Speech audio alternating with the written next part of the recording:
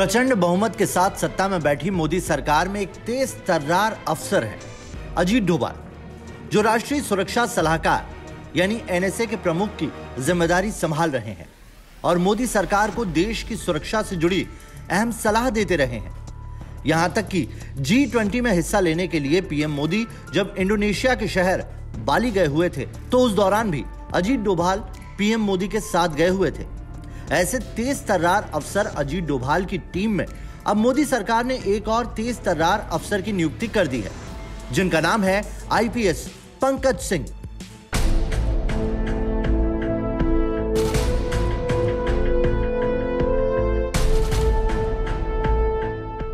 राष्ट्रीय सुरक्षा सलाहकार यानी एनएसए जैसे जिस अहम पद की जिम्मेदारी मोदी सरकार ने पूर्व जासूस और रक्षा विशेषज्ञ अजीत डोभाल को दी हुई है, उस एनएसए की ताकतवर टीम में अब एक और नाम जुड़ गया है और ये नाम है कभी बीएसएफ की कमान संभाल चुके पूर्व महानिदेशक पंकज कुमार सिंह का, जो राजस्थान कैडर के 1988 बैच के आईपीएस अफसर हैं और अब मोदी सरकार ने उन्हें एनएसए की टीम में डिप्टी एनएसए की जिम्मेदारी दे दी है।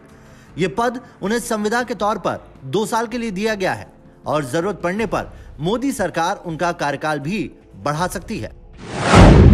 कौन है पंकज सिंह? पंकज सिंह का जन्म यूपी की राजधानी लखनऊ में 19 दिसंबर 1962 को हुआ था।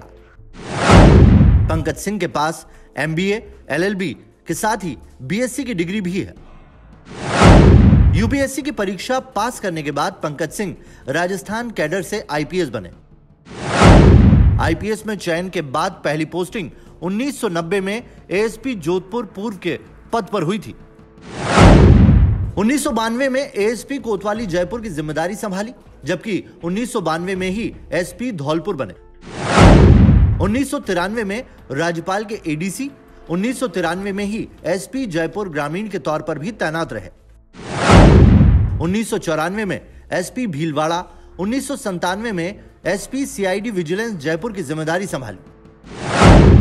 1998 में एसपी जोधपुर और अलवर, साथ ही 1999 में एसपी कोटा शहर का पद संभाला था। अगस्त 1999 में पंकज सिंह सीबीआई में दिल्ली में पुलिस अधीक्षक के रूप में गए। साल 2002 में सीबीआई में दिल्ली में ही उप महानिरीक्षक पुलिस के पद पर पदोन्नत हुए। अगस्त 2007 में पंकज सिंह ने पदोन्नति पर आईजी जयपुर रेंज का कार्यभार संभाला। 2009 में आईजी कार्मिक राजस्थान, 2010 में आईजी कानून और व्यवस्था व प्रशासन रहे। 2010 में पंकज सिंह सीआरपीएफ नई दिल्ली में आईजी के पद पर प्रतिनियुक्ति पर गए।